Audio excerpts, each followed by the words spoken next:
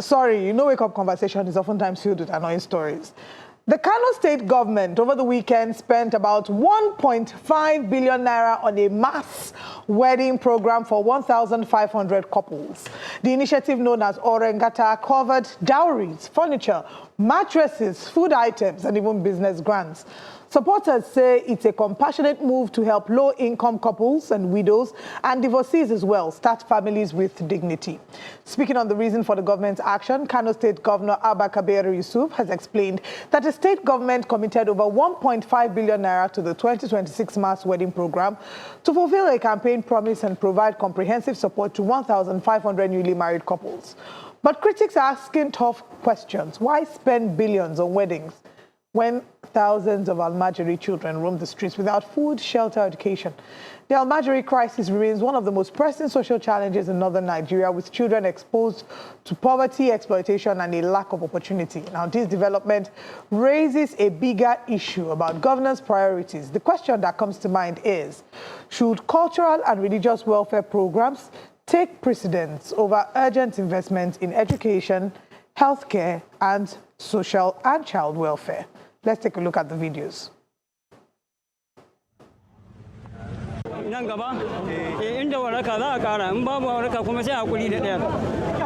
This is my first marriage. Okay. And I'm not married widow. I'm married 17 years old. I'm very happy today.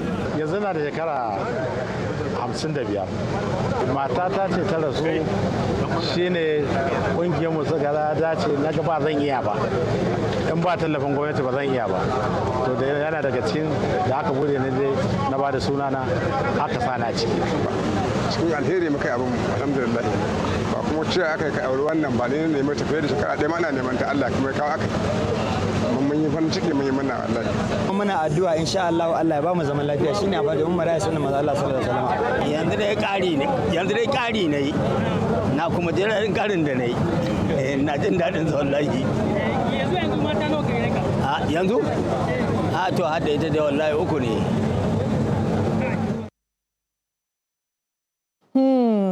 So this is a very interesting situation. And different angles. Different angles to the conversation. First of all, that first video of the man saying that he's marrying a 17-year-old. I don't know when we will fully, as a country, get over the conversation of child marriage. And how do we draw the line between what is permissible religiously and what is legally and morally unacceptable? Child marriage is still an issue in Nigeria. And if somebody comes and tells you that their bride is 17 years old, in Nigerian law, 17 years old is still a child. A child becomes an adult at the age of 18. So you're seeing little girls who have barely found time to understand themselves, to know how to make a decision. They're already married out. Oh, I can see the caps they're wearing. Very interesting caps there. So that's one. Two, the question is this the most pressing issue that Kano State government has at the moment? There is a governance priority angle that should be highlighted in this conversation. People who cannot afford to make ends meet for themselves, throwing them into a marriage, is that the next best thing to do? Because then from this marriage, you are going to see a provision of a production of children, and you're not going to raise these children with your teeth. You need to be able to afford to cater for these children. So are they also going to train the children that will be born from this marriage? We've often said that religious actions should be allowed to be funded by individuals' preferences. So if you're saying that it's part of a religion, let the churches and the mosques contribute and fund it, and not use state funds. Although this is one of the promises that was made, part of his campaign, and he's been able to deliver on that. So maybe to his people, this is something I probably can't speak because I'm not from Kano State, and I personally don't see the importance of this. Problem, no they finish. I think we all know that song. Problem, they finish. I really don't understand what the governor is trying to push, but this is not the first time this is happening. This has always happened. But the problem here is, if you check out the United Nations Children's Fund, you find out that UNICEF, yes, you find out that there are 3 states, particularly, that contribute to over 10.6%, 10.2 no, rather say 16% of the 10.2 million out of school children. And the Kano is part of it. Katsina is there, Jigawa is there. And secondly, you're wedding 1,500 people. He's given Hajj to the widowers. He's given, we hear some of them are going to get houses. Some will just get stipends to go on and enjoy their marriages. But you have out-of-school children populating the entire streets, roaming around with no hopes, nowhere to go. I was worried when I saw one of them said, this is his third wife. Oga, you've been married. You've been married to first, second, third. So I think, and I'm going to go back to that popular saying that we've always highlighted here on Breakfast: Nigerians are Nigeria's problem.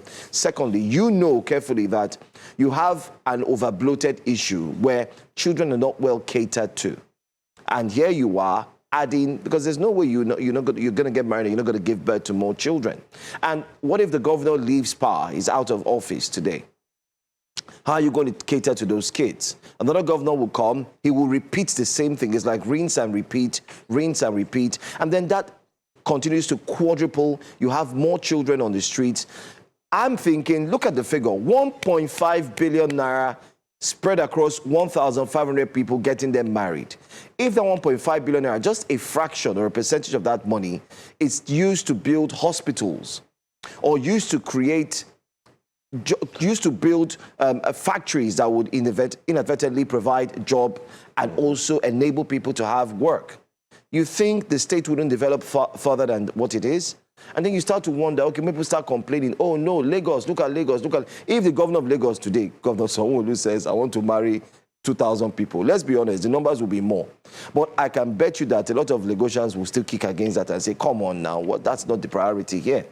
So it's about what priority is in governance. And I really don't know. I mean, the indigents will agree that this is fantastic, but I'm wondering, what was the need of that insignia cap? Is it a President Bola Ahmed Tinubu-led initiative? Even if it is, how did it come?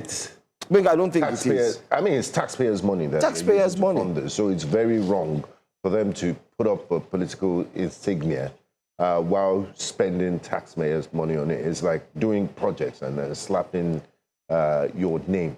No, you didn't do it. It's the taxpayers' funds that is funding. So if you don't wear this cap, you won't get married. Billion, exactly. And this is not the only party in Kano State. So it's a mixture of Kwankwasia, the red of Kwankwasia, and then the insignia of President Bola Ahmed Tinubu. But I mean, let me just pick up from where you left off in terms of governance priority, like Olive mentioned. When you look at the scale of the problems of the people in Kano, the marriage won't be top 5 or even top 10 of the problems of the indigents of Kano. But because governance is not in a vacuum, and these are politicians, so they will do things that will appeal to their base. I'm sure there are lots of people that just based on this singular gesture, they would be converted, and they will tell their family members that, look, this party that did this for us is worth voting for. And it's not the first time it's happening. It also happened under previous administration. So we're not APC led. So I guess it's that there's a political move behind that. Having said that, now that the deed has been done, how do you screen out those who really need this? Because we understand that, look, there's a cost of governance issue in Nigeria. How can you be on your third marriage and then you expect the government to... That's just silly. It's entitlement mentality. Why don't you give it to people that are really struggling financially? And then there should be a caveat that, look, we can only sponsor the mass wedding of people who are getting married for the first time. At least you've enjoyed the benefits of wife 1, wife 2. Go and rest, or use your money to take care of wife 3 of your third wife. And I mean, it is what it is. And I guess the people of Kano know what suits them. But on a general scale, I mean, it tilts towards not prioritizing the welfare of the people, even if, because how many beneficiaries are here compared to more Kano people? Do you know how many primary healthcare centers this would equip the 1.5 billion that has been spent on people's private initiatives. It's something that should be completely private, but this is Nigeria. Things happen. All right. So now that we've spoken, just to give a little bit more background information, Otengata, I believe it's called Orengata, Marriage for the Privileged, and it's one of the campaign promises made by Governor Kabir Abba Yusuf to marry off people. Is designed to assist the vulnerable, low-income individuals, primarily widows, divorcees, orphans, and spinsters who cannot afford the rising cost of marriage due to economic hardship. So now they're also setting guidelines. One, they do tests for them to ensure that there's no hepatitis, HIV, pregnancy, or what the likes, that there's genotype compatibility. They also sign a no divorce agreement, meaning that they are binding. Is that not against It's by force. It's by force. You cannot say, I divorce you, I divorce you, I divorce you. Together. No, no man put he can never put us under. He can never ever put us under. No retreat. The groom will sign an agreement promising that no husband can divorce his wife without the formal permission and mediation of the Hisbah board. Now, if a couple violates the agreement and undergoes the divorce, the groom or the responsible party must completely refund the state government for all the money, dowry, and material items yes, like spent the mattress on the wedding. Yes. So there are also empowerment grants. There are financial cash transfers deposited directly into the bride's bank account to serve as a startup capital for small-scale businesses. Then home essentials, furniture, attire, inclusive eligibility. Whilst the way our producer, our director is listening to all these benefits, he's cuckoo single. He might just make a move to Kano. Let me not even lie. She be me too. I'm thinking like this. That anybody that asks me, why have you not married? I'll say this is the reason. We don't have a Orengata provision in Lagos. Kadikpe, they have it now. I will have gone ahead. But on a more serious note, it tells us what we prioritize as a nation. It tells us what is important to us. I don't want to make this a gender issue, but you see all those old men that are capable enough to be able to afford a certain decent quality of life for themselves and go out and work hard and try to make ends meet. And a number of them are going to marry little girls. When will we protect these young girls? When will we protect these little girls who at that age should be thinking of skills that they need to learn to empower themselves, how they can further their education? Why our mates are discussing ideas, why the people that our children will compete against, the global best practices that we're looking at, they're not thinking about marriage. They're building things. They're thinking of how to use artificial intelligence to their benefits. Meanwhile, campaign promise is that we will support people to marry 1,500. And I'm not downplaying the fact that there are people who genuinely want to get married but cannot afford it. It's simple. You and your spouse go to the courthouse, get married, and go home. Get married inside your parents' parlor if you cannot afford it. You don't have to do a party. All this mass, the money, to me, it will sit better if you say you are empowering people to start businesses. Which one is billion? There's an empowerment angle there. And no. Not empowerment to marry. No, not empowerment to marry. Empowerment, because who's going to look after their children? So you empower them to get married. You give the bride 100,000 naira. Some of them have not even learned how to run a business. They haven't been empowered with skills to be able to start a business. That 100,000 naira, what is the guarantee that that money will yield results? Then you bring children and increase poverty alleviation concerns that we have. Here, the economist, world-renowned economist, will be frankly, he said with 50,000, you can be earning 1.6 in a month. That's not doubled. I give up. Please redirect that background. World-renowned. Please remove that word-renowned. Let's see what Nigerians are saying. Economist. Let's see what Nigerians are saying very quickly. I think on YouTube, someone says, I'm not sure this mass marriage has anything to do with Islam. I haven't seen it in Saudi Arabia, Egypt, Iran, UAE, etc. Back in Nigeria, we don't see similar things in Oyo, Kwara, Niger, and he said wasted funds, as Michael Zoo said. Can I respond to that comment and to add to what he has said? That things like this are simply to score cheap political points with the masses. Can't you see the cap? Exactly. So that on the day of election, when election comes close, you can say, after all, we're the one that helped you get married. We gave you this amount to set up your homes for you. These are things to score cheap political points. And I wish the masses will wake up. Wake up. Let's see what Nigerians are saying on X. We'll come back to YouTube. Oliver has got that covered. Dami says ceremony is part of government initiative. He laughs. I don't know if that's how he laughs, but I think that's how he may have laughed, you know. They helped them get married with no job.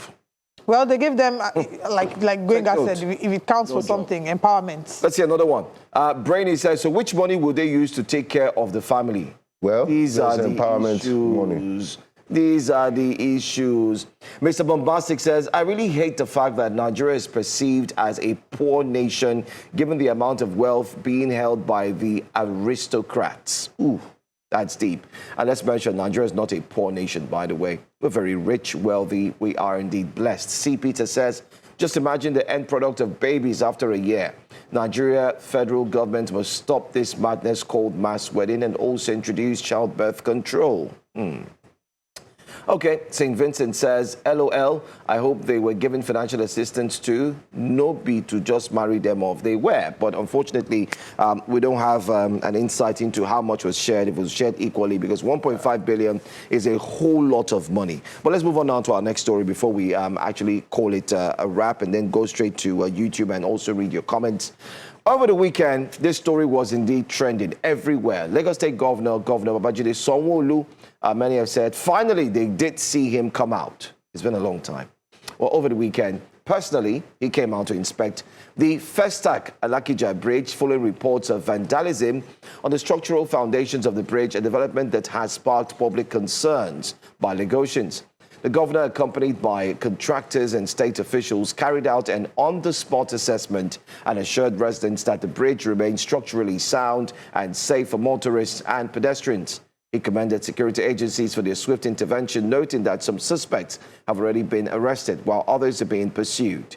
Governor Sanwo-Olu condemned the act of vandalism as criminal and unacceptable, warning that anyone caught destroying public infrastructure will face prosecution.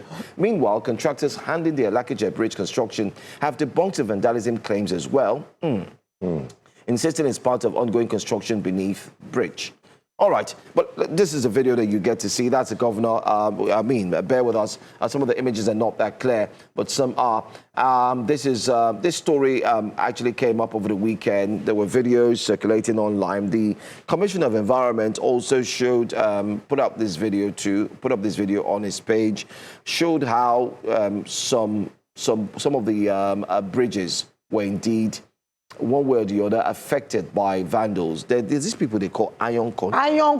Iron condemn. Yeah. You know, they go around picking up irons. I also saw another video. I wish I was able to share that with our producer earlier on, of one who just walked around a neighborhood and he found the manhole, the big iron that blocks the manhole. You saw that? CCTV. Yes, CCTV camera.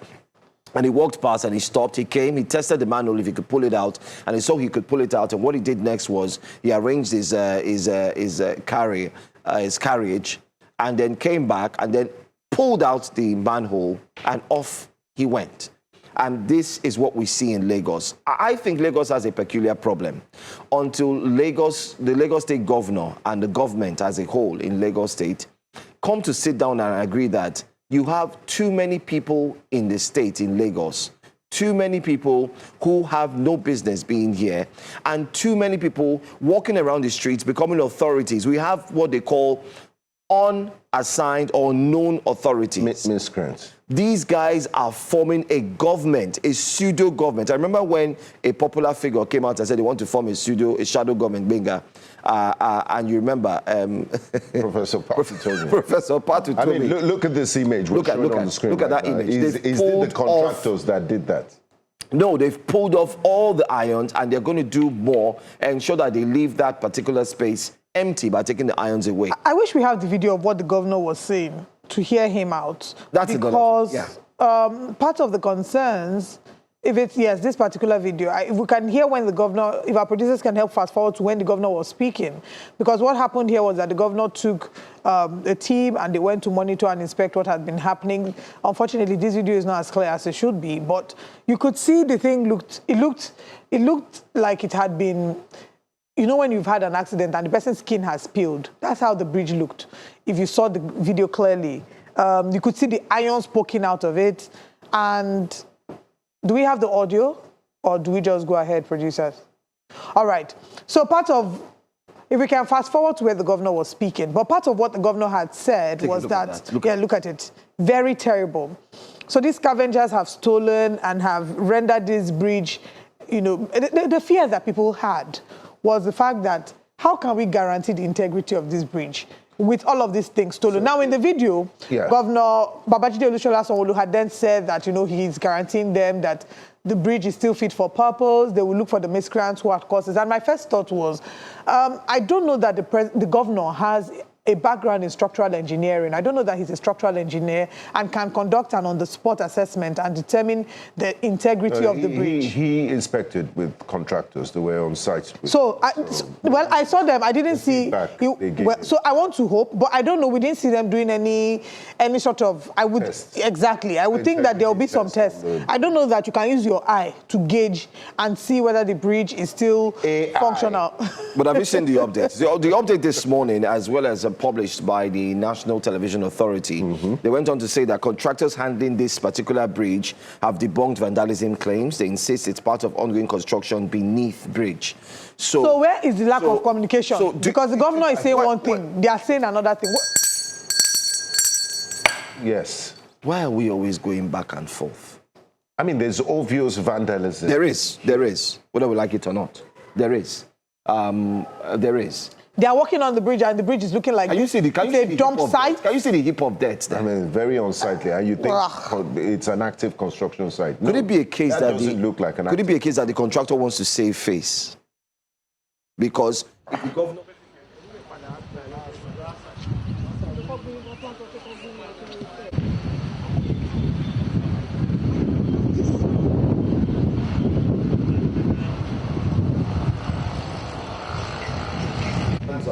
This is between.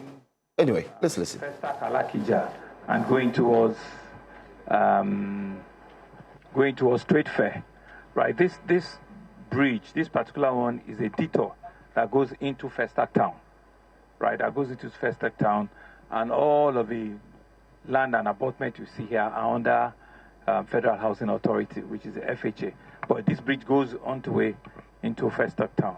I'm sure you're all witnesses to some viral video that were on in the last 24 hours or so. Well, I want to first commend the men of the Lagos State Police Command, the RRS and the Lagos State Task Force.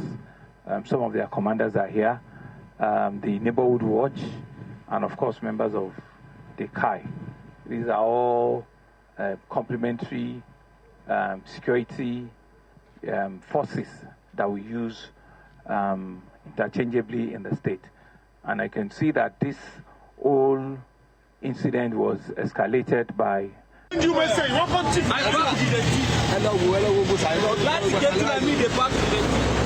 the tea, they break this one up. They break the wall. You say they park the tea. See what thing they take you on. God go punish. Eddie Mu Emma your law.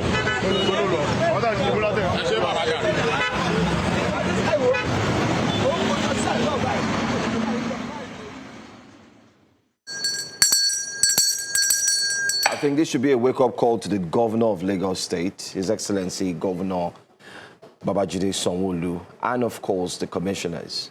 Lagos is slowly becoming not the mega city any longer. We have to say it the way it is. Have you seen the populace? The population of individuals roaming the streets? You now have possibly, if care is not taken, a population forming a pseudo-government. They are in charge. They handle traffic. They tell people how to move. They vandalize at free will. And guess what? In some instances, nothing is done. I was watching Breakfast Extra this weekend, an extension of Breakfast Central, Mazzino, and of course Queen. And they had a guest who said he was attacked in traffic. And guess what? Not far off, the police officers were just there watching him, and they did nothing. That the boys came with pistols, and they told him, wind down, bring your phones. He said how he escaped, he doesn't want to say it, but he had to find his way because he drove a very strong car, and the door was heavy, and he was able to hit one of them. But how many Nigerians have that mindset, that courage, I would advise you not to even don't even try that. But this is someone who said he had it, he was fed up. Every single place you go to in Lagos, you have these miscreants locking all over the places, the streets. We know Lagos is opened. The commissioner has been here. He has spoken tough about how they've tried. But the point is, I always say this, if you don't see something as an emergency, then you will not attend to it. And if you don't nip it immediately, you wouldn't. It's going to snowball into something that might even be bigger than it's a crisis to handle it. It's a crisis, and these things just didn't happen overnight. It's been building up, and they've become more emboldened, and there are multiple layers to this. I mean, for that Alakija Bridge, I think it's also an indictment on the governor there was talking about the complementary security outfits we have that assist the full force, the neighborhood watch, and also the residents. The infrastructure is for you, is for your benefit. Why wasn't an alarm raised? What were they looking at till it got to this point? And I don't understand what NTA means by the contractors says they are ongoing, that vandalism. Or look, I'm not an engineer, but I don't understand what's going on there. The clear cases of vandalism, like the other gentleman that they apprehended, it's a multiple failure. It's multiple failure on different levels. And Nigerian Constitution, unfortunately, the Lagos State government cannot decide to deport or remove Nigerian citizens from their states to other parts. What they can do is maybe in the future do an anti-vagrancy law. I mean, that people that have no stable job or fixed income and wander from place to place, often depending on charity, begging and odd jobs, should not be entitled to certain things in the state or cannot live in the state. No, that one is not possible. At the same time, I don't want to agree. That one is not possible because you're looking at the state of the quality of life of Nigeria. Quality of life. The quality of life is difficult. Let's not sugarcoat it or downplay it. Where there's poverty, several kinds of evils abide. So there is poverty. There is a challenge with the quality of governance that we're experiencing as a people. I mean, this is the same country where people are experiencing difficulties, but instead of empowering them, we're helping them to get married so that they can give birth to more poor babies and we'll have more poor people. More impoverished. So we already have a poverty problem. That is one. Then two, we have our moral compass is broken because there are people within that community that saw these scavengers stealing these things and made no reports. In fact, they were even probably part of the business. So the question is, how can we make scavenging less attractive?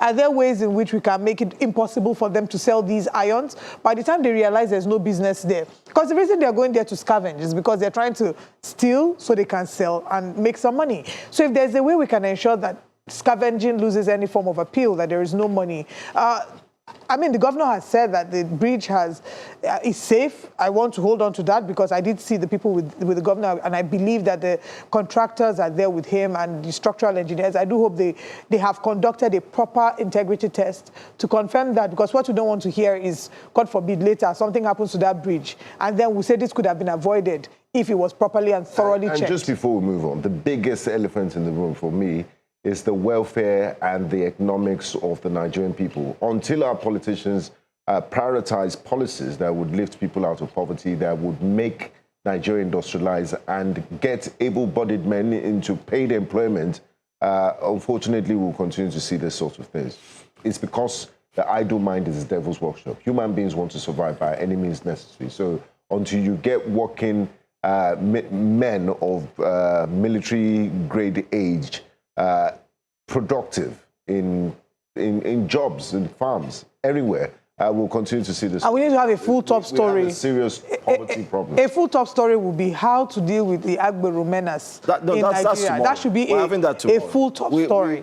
We're having because that tomorrow. Why we will not get rid of them, unfortunately, I hate to announce to the both of you, and I'm sure you already know, is because these thugs are instruments of political manipulation that will be used during the elections to ensure that they further the agenda of whichever political party they align with. So I don't know how we're going to get out of the mess that we found ourselves in. It's a big problem. And just to mention very quickly, Lagos realized 1.87 trillion naira in IGR in 2025. That's 18% compared to 1.5 trillion naira that it got in 2024. We need to do more.